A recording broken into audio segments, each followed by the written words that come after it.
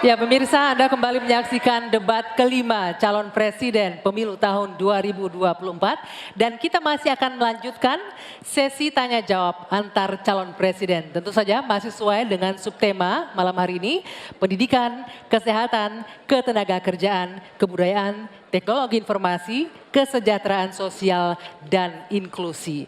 Tapi Andro, sebelum kita lanjutkan, saya ingin memberikan apresiasi yang luar biasa, terutama untuk audiens kita malam hari ini yang sangat tertib malam hari ini. Terima kasih banyak Bapak Ibu para pendukung dari 01, 02, dan juga 03. Terima kasih banyak atas kerjasamanya semua hadirin sekalian. Oke. Kita juga akan melanjutkan sesi tanya jawab dan sekali lagi mengingatkan capres untuk menghindari ataupun kalau menggunakan terminologi dan singkatan dielaborasi terlebih dahulu ya. Kami kembali mengundang para calon presiden untuk menuju ke podium.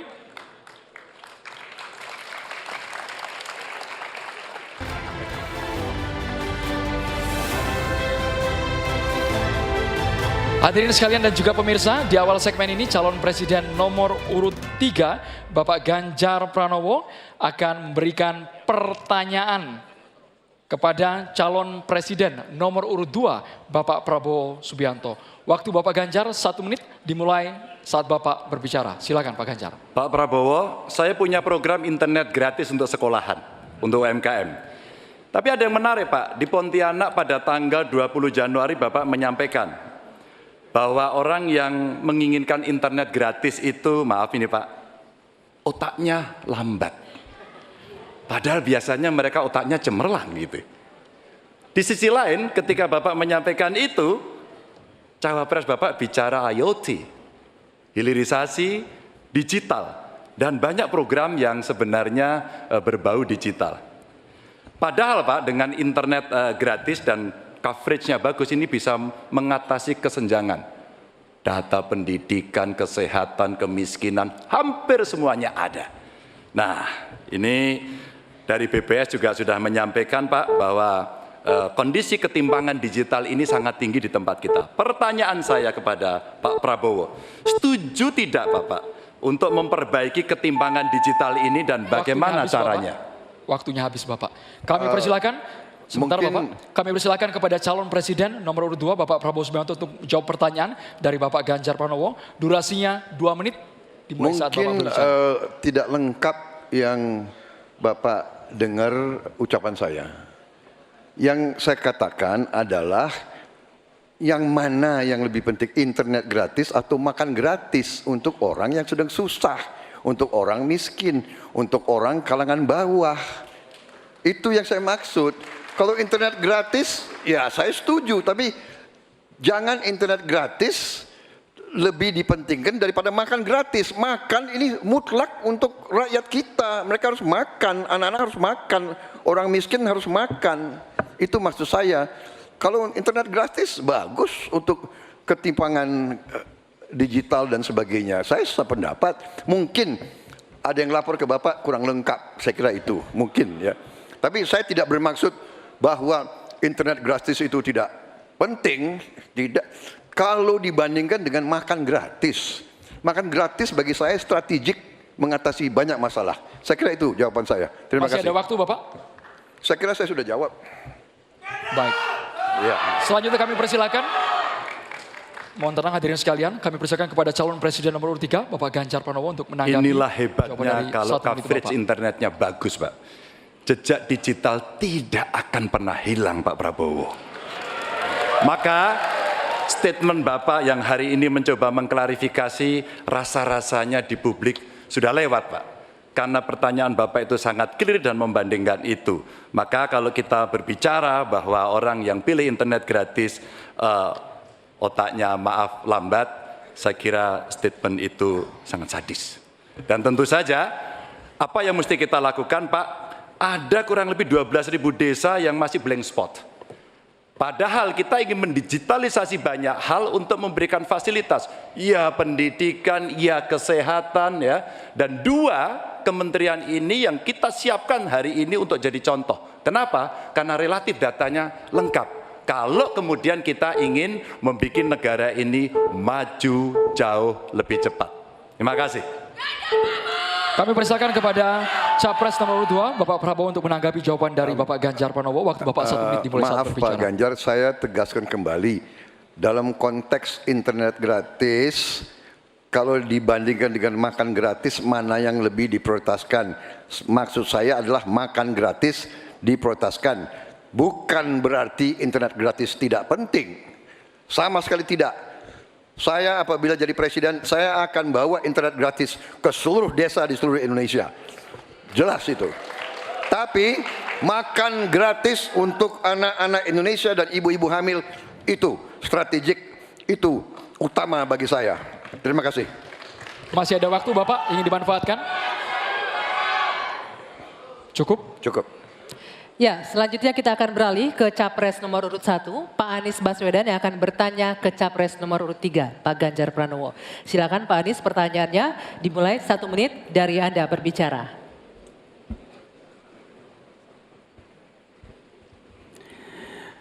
Pak Ganjar, ini pertanyaan saya terkait UKT yang mahal itu. Kampus memang seharusnya merdeka dan memerdekakan.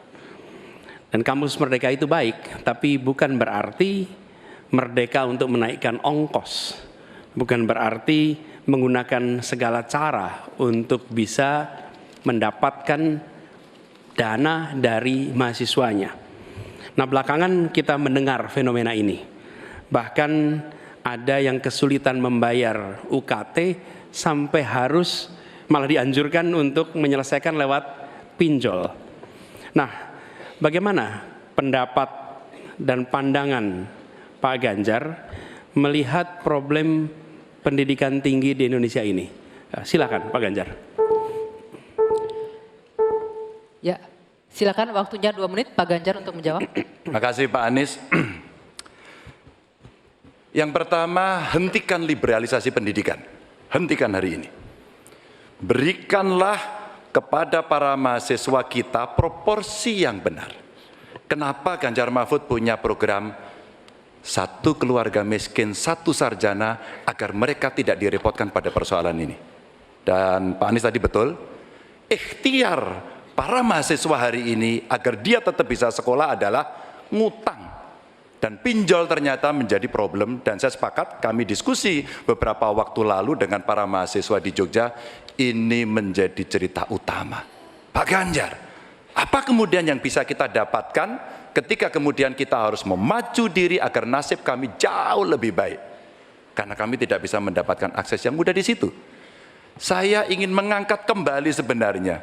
Dulu, era senior-senior saya, senior-senior kita saya kira, termasuk kakak saya sendiri, dia punya KMI kalau tidak salah waktu itu, Kredit Mahasiswa Indonesia. Dan kalau tidak salah kakak saya sampai hari ini ijazahnya tidak pernah diambil juga. Karena itu dia lulus menggunakan kredit yang sangat murah, diberikan skim oleh pemerintah, dan modelnya seperti Yarnen, bayarnya setelah panen. Panennya apa? Ketika dia sudah lulus. Maka liberalisasi yang mesti dihentikan ini menurut saya mesti juga diimbangi dengan proporsionalitas kepada mana yang mampu dan mana yang kurang mampu. Yang kurang mampu mesti mendapatkan intervensi dari pemerintah, dan tentu saja apa yang mesti dikerjakan oleh perguruan tinggi pun dia harus bisa menunjukkan bahwa UKT ini dengan klaster-klaster pembiayaan seperti ini diperuntukkan untuk kalangan yang memang sesuai dengan strata mereka. Begitu. Cukup? Baik. Saya berikan kesempatan berikutnya untuk Pak Anies menanggapi jawaban dari Capres nomor 3, 1 menit. Silakan dimulai dari Anda bicara. Ya, terima kasih. Bagus Pak Ganjar. Kami teruskan. Jadi kami melihat pendidikan tinggi sebagai supplier pembentukan kelas menengah Indonesia. Negara harus menempatkan pendidikan tinggi itu sebagai eskalator sosial ekonomi. Jadi kalau cara pandangnya begitu, maka biaya pendidikan tinggi ada 2 penyedianya. 1 orang tua, 1 negara. Nah, unsur negara harus lebih besar. Negara ambil alih biaya itu. Bukan justru malah dibebankan ke universitas. Supaya apa? Dosen, pimpinan universitas bekerja pada pendidikannya, pengajarannya, penelitiannya, pengabdian masyarakat. Biayanya negara yang masuk. Ini sebagai investasi. Nanti negara itu dapatnya pendapatan dari mana? Ketika mereka menjadi kelas menengah, mereka bekerja, mereka memberikan pajak bagi negara, tapi bukan pendapatan ketika mereka sedang sekolah. Jadi negara menciptakan universitas sebagai eskalator sosial ekonomi. Itu kira-kira juga dilakukan. Baik, kami berikan kesempatan terakhir untuk Capres nomor urut 3 memberikan tanggapan dari respon Pak Anies. Silakan Pak Ganjar, 1 menit dari Anda berbicara. Kalau kita ingin membangun dan basisnya adalah sumber daya manusia, saya kira tidak boleh diingkari bahwa betul pendidikan adalah investasi. Jangan dihitung-hitung sebagai sebuah kos. Maka kalau kemudian saya mau berbagi pengalaman di Jawa Tengah, kenapa saya cari keluarga miskin agar anaknya bisa sekolah langsung kerja. Kami mulai dari SMK karena alhamdulillah kami mampu untuk mengcover itu. Ada SMK Jateng, mereka sekolah 3 tahun dan lulus. Kami ingin tingkatkan ini. Kemana? Ke perguruan tinggi. Agar mereka kemudian bisa jauh lebih baik lagi. Dengan cara itu, ruang-ruang publik kehadiran negara, khususnya dalam bidang pendidikan inilah yang bisa kita berikan kepada mereka. Hari ini yang kita tuju adalah bagaimana kebijakan ini berpihak kepada yang lemah. Apakah itu si miskin, apakah itu kelompok perempuan, apakah itu penyandang disabilitas. Sehingga mereka bisa mendapatkan akses pendidikan tinggi dengan murah. Baik, silakan selanjutnya. Selanjutnya hadirin sekalian, calon presiden nomor urut 2 Bapak Prabowo Subianto, kami persilakan untuk bertanya kepada calon presiden nomor urut 1 Bapak Anies Baswedan. Waktu Bapak 1 menit dimulai saat Bapak berbicara. Pak Anies, kita mengerti tadi bahwa angka kematian atau usia hidup Indonesia termasuk cukup memprihatinkan, dan ini masalahnya adalah karena kekurangan dokter. Apakah Bapak setuju dengan gagasan saya untuk secara besar-besaran mengirim 10.000 anak-anak kita ke luar negeri dengan beasiswa penuh untuk belajar kedokteran dan sains, teknologi, dan engineering mathematics sebagai langkah darurat untuk mengatasi kesulitan ini dalam waktu yang sesingkat-singkatnya. Terima kasih. Masih ada waktu Bapak? Cukup? Silakan Bapak Anies Baswedan untuk langsung menjawab pertanyaan dari Bapak Prabowo Subianto. Waktu Bapak 2 menit untuk menjawab, silakan. Ya, prinsip untuk meningkatkan kompetensi kami setuju Pak.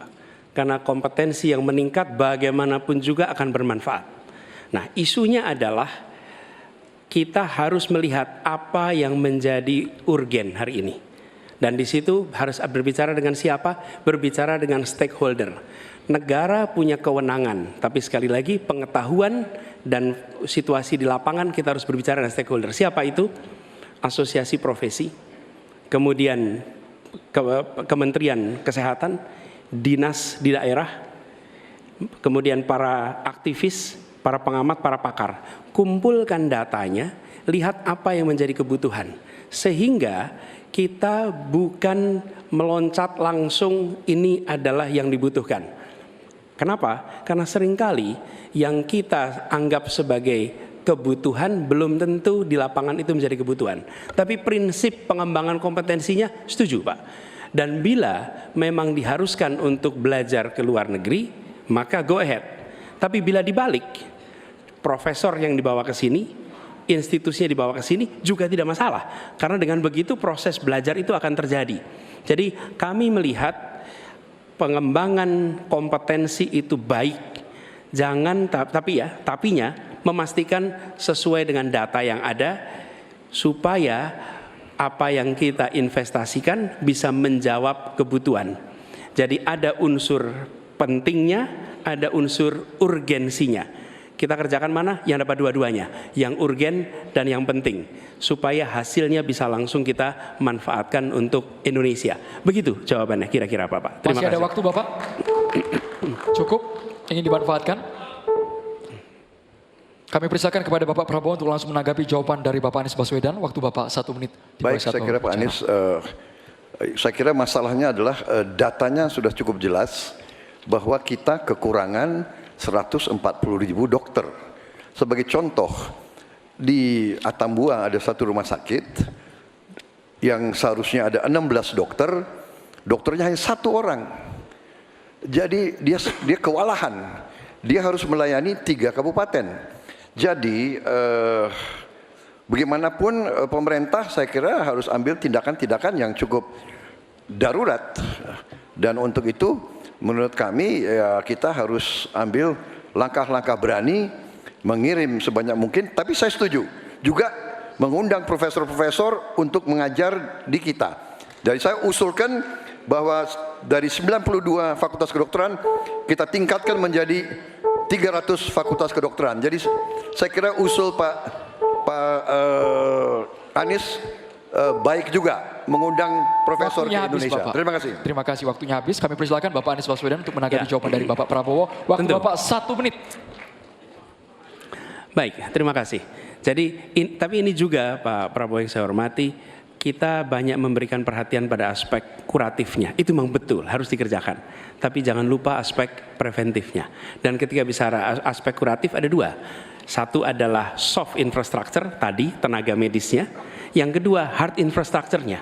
Apa itu? Misalnya nih, 15 dari 38 provinsi belum memiliki rumah sakit kelas A. Ini harus dibangun. Kemudian 171 kecamatan di 8 provinsi ini belum memiliki puskesmas. Jadi kita harus memikirkan dua-duanya Pak. Soft infrastructure, manusianya, hard infrastructure, dan jangan lupa itu semua adalah efek dari pola hidup yang tidak, salah satunya efek pola hidup yang tidak sehat. Tidak sehat, karena itulah promotif preventif itu penting. Sehingga kita tidak hanya mengobati tapi juga mencegah. Demikian. Baik, Ya. terima kasih Bapak. Baik, berakhir sudah sesi tanya jawab antar calon presiden. Kita masih akan lanjutkan lagi, tapi silakan beri tepuk tangan yang meriah dulu untuk sesi tanya jawab 3 calon presiden ini. Oke.